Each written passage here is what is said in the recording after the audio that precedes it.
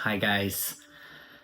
The more that I connect with you all here, some of you in real life, working with some of you in sessions, the more I recognize that a big part of why I come on to record these videos is so that we don't feel alone in our experiences.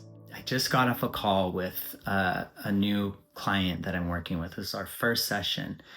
And I won't go too much into what his experience is, but I will say that it's really inspired me to talk more about sex and relationships and love, because that is an area that I think we have an epidemic of sadness and pain and loneliness and confusion. And it makes sense. We didn't have a model. There was no model for us. No one was saying, hey, look, I know you're starting to be attracted to that boy, and here's how you date, here's how you interact. No, most of us had to hide that. We had to hide it. We had to make it secretive. We had to repress it. We probably also had experiences of really longing, right? That getting attention from someone meant that we were worthy and valuable. And so we would go after guys who are not available.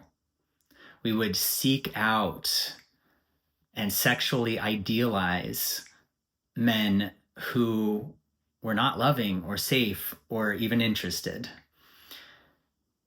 And then that leaves us in that confusing place of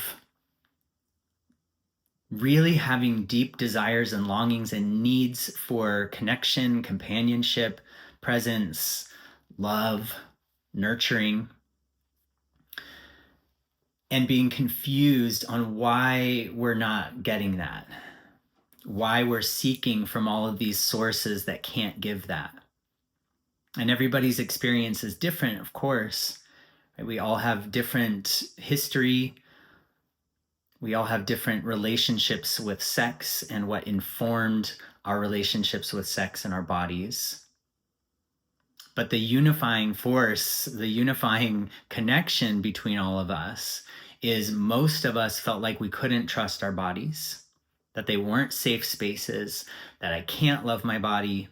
I get pleasure this way, but I can't get it this way. And we train ourselves into secretive behaviors and patterns that keep us lonely. Porn being one of them. And I've made a video on porn before, and I think this is one that I'll be talking about a lot because it's been our safe space. It's been the place where when we're not getting our needs fulfilled somewhere else, that this space artificially makes us feel like, well, at least we're getting a little bit. I was talking with a friend of mine a couple of days ago when we were talking about porn, and it was like, yeah, porn gives you about 50% of the equation that we're actually desiring. The other 50% being love and connection and an actual body, a heart connection with somebody, the physical presence of another person. And so I'm just sharing all of this right now to let you know that you are not alone in your experiences around love and sex and relationships. It's probably the place in our inner landscapes that's the most tender and sensitive, and the one where we want to heal and transform the most. Something that relates to this is our relationship with internalized homophobia. People have left comments asking me to talk about internalized homophobia, and it's such a big topic and is rooted for each of us in a different storyline. But the idea being that whatever was projected onto us as negative about being gay. That though we might say, yeah, I'm here, I'm proud, people know that I'm gay, I'm out, but internally, the things that turn us on are humiliation, are straight guys, and the idea of like being in a relationship with a guy, even though it's like the biggest, strongest desire, can also be something that's disgusting for some. And this is not conscious. This is deeply unconscious for most. I don't think anyone would say, hey, yeah, I have internalized homophobia unless they've done some exploration around that. As you are in this space of perhaps questioning what is my relationship with relationships? What's going on inside of me around sex and love and power and internalized homophobia and needing to get attention and pushing away people who are available and who appreciate me and like me and love me. If they're pouring love into me and they're interested in me, there must be something wrong with them, because that's not what love looked like when I grew up. Love looked like I need to earn it. Love looked like, please give me a little bit of attention. Oh, wow. All that effort that I put out, and now I'm getting that love back. That's what love feels like. Instead of, I'm worthy, and of course I'm lovable. Of course, that person who loves me, they see me in the same way that I see myself.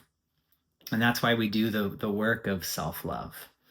And this is a part of that process, is uncovering what we've unconsciously been creating in our lives.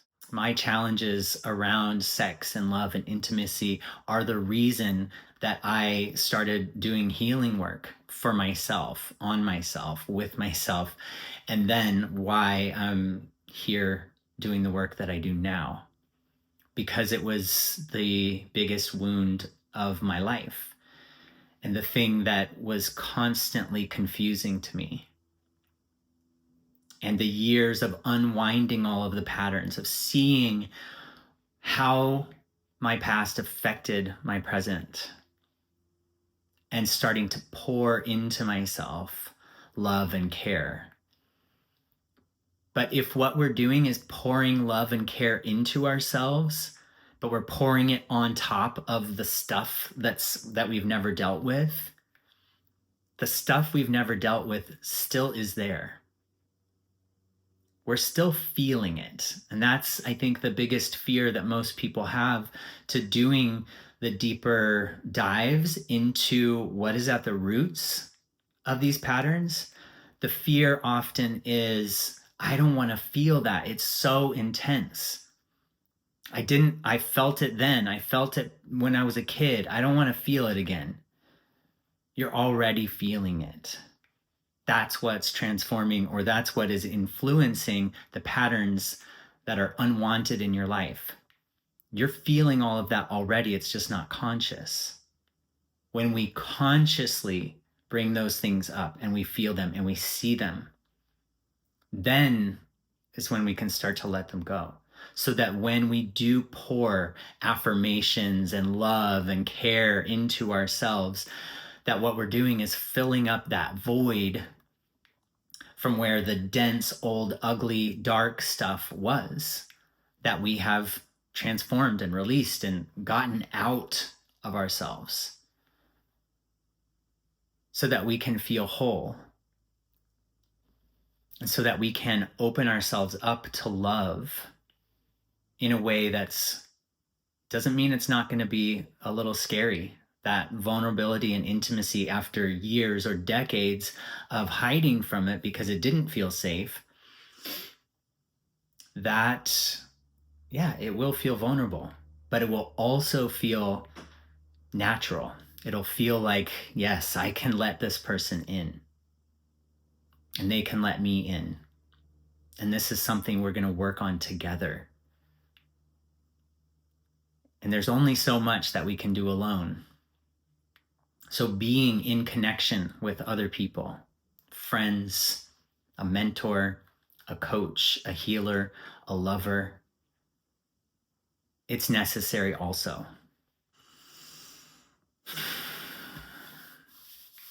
So I love you guys. Thank you so much for being here. And I truly mean it when I say it's an honor, because I know even more deeply than I knew when I first started speaking directly to you guys, now that I am working with more and more men that are talking about these things, men that found me here, now that I am in direct communication with you all, I just want you to know that it's an honor. And I have a lot of love for you. Thanks for being here. I'm coming back here because I forgot to share with you the most valuable resources that I have around this. One is the self-love workshop that's linked below. That is free. It is a recording of a workshop that I did a while back, and it's super helpful around these topics. It's the experience of self-love. What does self-love feel like? And then going deeper into a practice of breath work, which is foundational to my own healing and to the healing that I offer others. This is the space where we can drop down into our bodies, out of our conscious minds, into the space of where we are holding the things that have influenced our relationship with relationships and love and sex. The second one is I am going to be offering every week the space for breathwork on Sundays. Every other week is the space for just us, Homo brothers, to go deep into the breathwork practice and to communicate with each other, to share what our experiences on these topics are so we can heal in community. So that's every other week. And then the weeks in between is open to all genders and sexual orientations. So if you would like, it's happening every single Sunday. That can be a really strong place of support for you if you need it. And we're starting on this Sunday. That's also linked below. So I'm glad that I remembered these and came back to you. And I'm sending you so much love. Have a great weekend.